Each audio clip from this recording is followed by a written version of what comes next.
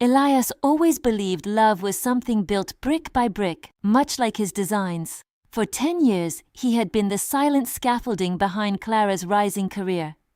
They were childhood neighbors, souls tethered by dreams of art and architecture and an unspoken language. Every morning, as if performing a sacred ritual, Elias would walk to Clara's art studio with 2 cups of her favorite hazelnut coffee. He knew exactly how she liked it: 2 sugars, a splash of cream, and hot enough to warm her hands in the cold morning. To him, this wasn't just a favor, it was a promise. He held onto a silent pact, waiting for her breakthrough, convinced that the unspoken shadows between them would eventually dissolve and they would be together. In private, Elias kept a notebook filled with sketches of Clara. He had captured the way her brow furrowed in deep and intense concentration, and the way her eyes lit up when the sun hit her canvas just right. There was a comfortable, heavy gravity to their friendship. During late-night brainstorming sessions, Clara would often lean her head on his shoulder, and Elias would freeze, his breath hitching at her presence. He misinterpreted every lingering gaze and every soft touch on his hand as a sign of reciprocation. He was waiting for the perfect moment to speak his truth, but that moment was slipping away. The horizon changed the night of a prestigious downtown gallery opening. This was Clara's first major feature. Elias arrived early, dressed in a suit, clutching a celebratory bouquet of her favorite peonies. He felt a surge of pride, thinking this would be the start of their new chapter. But then he saw Julian. The charismatic gallery owner moved through the crowd with an effortless, practiced charm. Julian was wealthy, charismatic, and looked at Clara with the sharp focus of a professional spotting talent. When Julian approached Clara to critique her work, his words were challenging, capturing her intellectual interest in a way Elias's steady encouragement never had. Elias stood in the corner, the flowers forgotten in his hand, watching as Clara's world began to revolve around a new sun. Before we continue, subscribe to the channel and tell us in the comments where you are watching from. The shift in their relationship happened with a devastating and agonizing speed. The morning coffee ritual was the first thing to drift away. Clara began canceling their meetings, her voice buzzing as she spoke of Julian's vision for her career. She was replacing their morning lattes for business lunches at expensive bistros Elias couldn't afford. With every mention of Julian's name, a physical ache grew in Elias's chest, a hollow feeling, fearing he was being replaced. One night, Elias arrived at the studio to surprise her with dinner. He walked through the familiar hallway, but as he approached the glass door, he stopped. The room wasn't quiet. He heard Clara laughing, a bright, unrestrained melody he had always believed belonged solely to the history they shared. Looking through the glass, he saw Julian standing close behind her. Julian's hand was resting over hers on the canvas, guiding her brush in a new technique. Their bodies were aligned, lost in a world where Elias was no longer the primary muse or the foundation. Just then, Elias heard Julian inviting Clara to an exclusive artist retreat in the Alps to find her true muse. Clara's eyes searched the room and briefly caught Elias's through the glass. She looked at him for a flicker of a second, seeking approval, but before he could process the betrayal, she turned back to Julian. A radiant and transformative smile broke across her face, a look Elias had never seen. In that moment, the silent pact shattered. She didn't just agree to go, she looked like she was finally coming alive, and Elias realized with a crushing weight that he was no longer her primary and vital source of creative inspiration. He was now just a silent, invisible, forgotten spectator. The weeks following Clara's departure for the Alps were a blur of cold, grey silence. Elias found himself wandering through the city they once owned together, but every street corner and every café felt like a tomb of a memory. He became a ghost in his own life, retreating into the blue light of his phone screen. He shouldn't have looked, but the compulsion was like an itch he couldn't stop scratching. He watched her transformation through a series of digital frames. There was Clara, her hair windswept against a backdrop of jagged snow-capped peaks, laughing in a way that looked cinematic. In every photo, Julian was there, a shadow that didn't just support her, but seemed to illuminate her. They were huddled over sketches in firelit lodges, their shoulders touching, or walking through pine forests where the sunset turned the world to gold.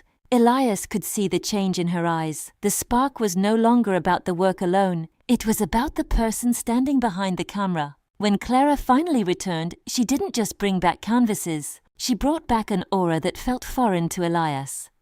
She moved with a new grace, a confidence that Julian had polished to a high shine.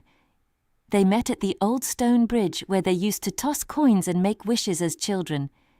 Elias had rehearsed his words, love heavy in his throat, but as they walked, the air between them felt thin. Before he could even draw the breath to begin, Clara began to speak. Her voice was breathless, filled with a light he couldn't replicate. She spoke of Julian unlocking her heart, peeling back layers she never knew existed. She wasn't looking at the river or at Elias. She was looking at her phone every few minutes, her face glowing whenever Julian's name popped up on the screen. Elias's confession died in his throat, a stillborn truth that no longer had a place in her world.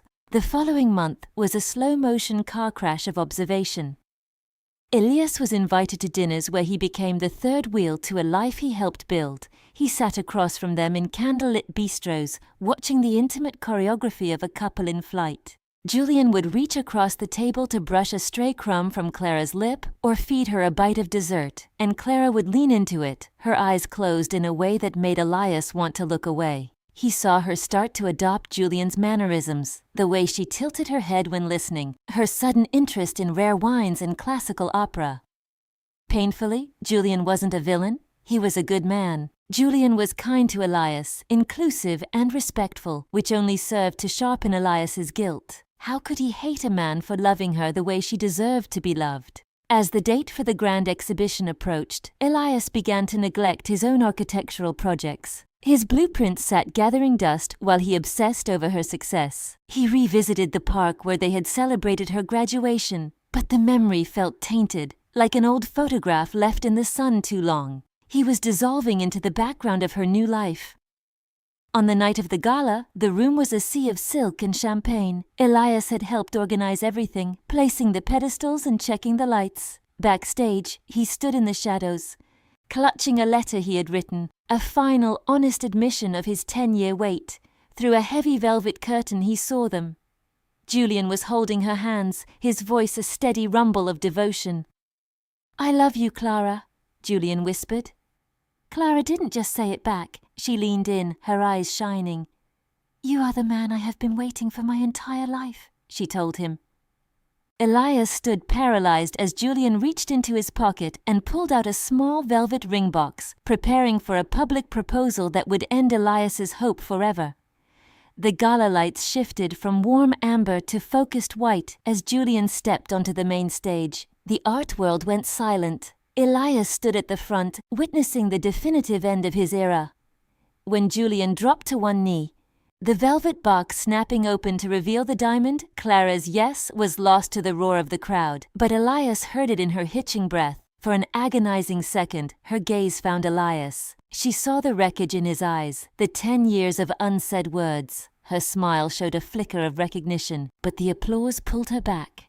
She turned toward Julian's chest, choosing the light over the shadow. The applause was a wall of sound that separated them forever.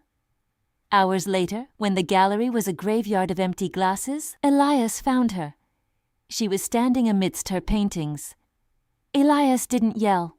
He spoke with a devastating honesty that cut deeper than any scream. He told her about the long decades spent building her up, architectural blueprints that had always included her. He laid bare the morning coffees and the silent pact.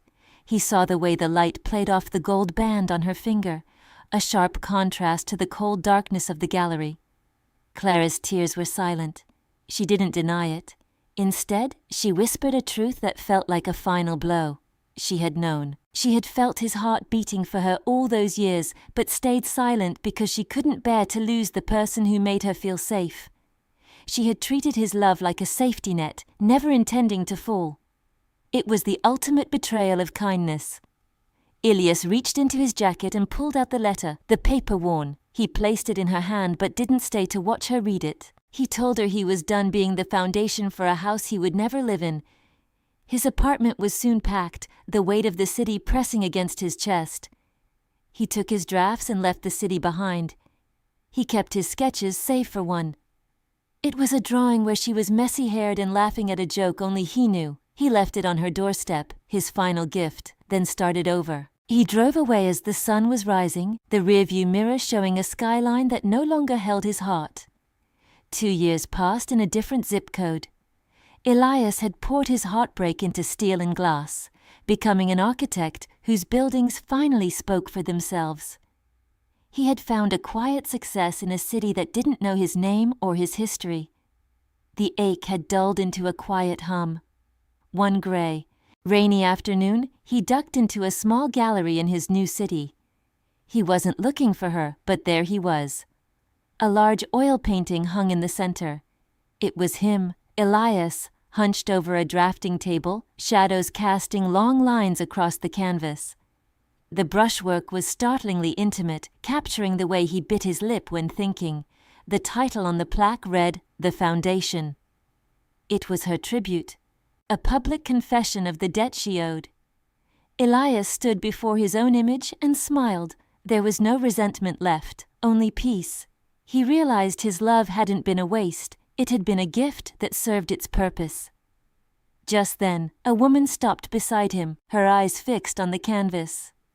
She asked if he knew the subject, and for the first time, Elias's voice didn't shake. He told her about the artist and the man in the painting, speaking of them as characters in a finished book. Love, he realized, wasn't about holding on. It was the courage to let go so both could become who they were meant to be. He turned away and walked out of the gallery, stepping into the brilliant sunlight. He felt the warmth on his skin, finally ready to live a story where he was the protagonist, not the supporting cast.